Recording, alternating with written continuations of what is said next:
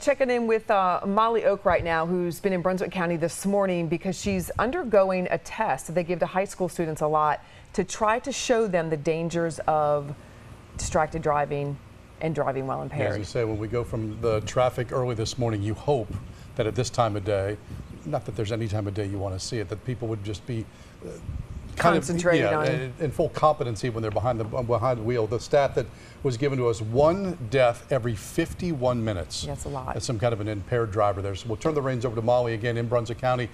Molly, you teased us with this. You know, some of us in the newsroom with this a couple weeks ago when you did this, and you know, we joked at one part of it where when she just took off in the golf cart taking out cones left and right. It's funny in that respect, but it's not funny considering this is how a lot of people see the roads day in and day out. Yeah, and it's a way to show you that, you know, however many cones I hit when we're about to do this, you're not hitting cones when you're on the road.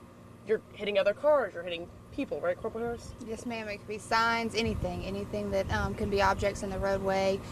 It's just a simulator, basically. And right now, I mean, it's pretty tight, and this is me just driving on my own, but I'm going to put on the goggles. I have to go at a normal speed that I would typically be driving. Right, not too slow. Not deliberate.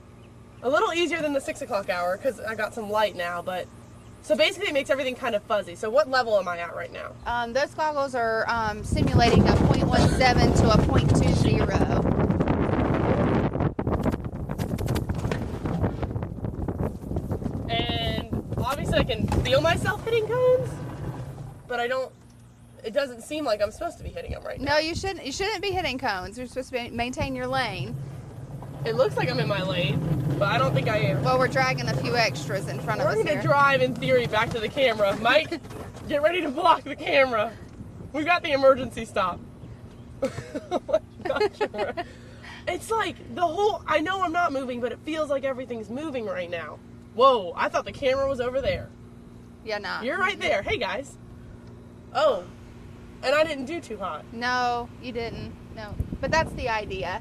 We want you to see a real life scenario of what could happen. And it's not just alcohol that's impacting people either. It can be medications, right? Correct. Medications, illicit narcotics, drugs. We see a lot of that, a lot more so now than we used to. People think that just because they're prescribed a medication that it's okay to drive, when in reality the pill bottles can even be labeled do not operate heavy machinery, and that's a vehicle. So.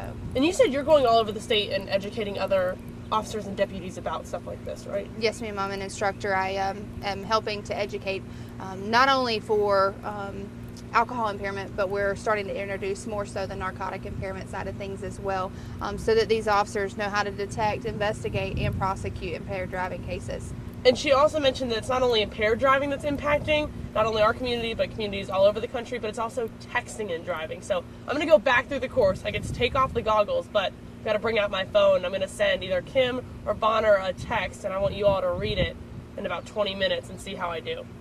Yeah, not too hot there, Molly. You did worse. I mean, you're getting worse. She's done the course twice already this morning, and you did even worse that time. And it's the same both times? The same layout? Thank you for the encouragement, Kim. I think she ran over more cones. Well, I guess the thing to remember here is those cones could be people, a child, an animal, or another car. And so that's what you need to remember when you're...